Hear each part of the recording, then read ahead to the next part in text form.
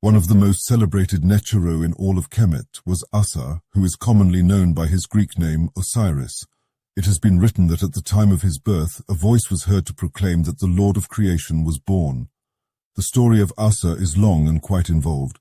He is recognized as a great mythical king of Kemet who brought civilization to his people and established a code of laws and instruction for worship of God. He ruled Kemet along with his wife ASET, who is better known by her Greek name Isis. According to legend, ASAR was slain by his cunning and evil brother Set, who cut his body into 14 pieces and scattered them throughout Kemet.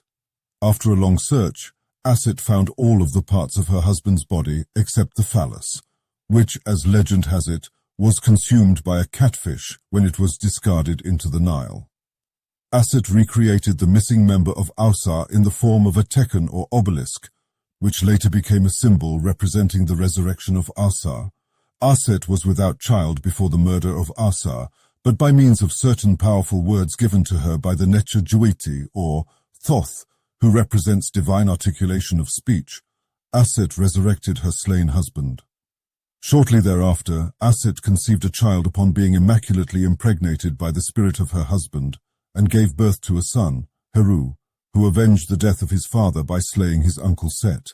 After HERU reached adulthood, he ruled as king on earth, and ASAR journeyed to the underworld, where he reigned as king.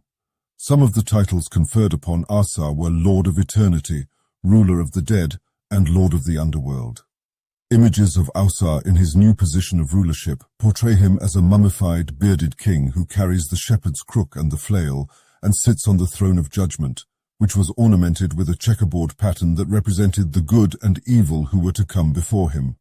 ASAR also becomes the representation of the deceased king, as well as all deceased individuals. He was commonly referred to as the Good Shepherd, and is the personification of the cycles of death and rebirth and of spiritual salvation.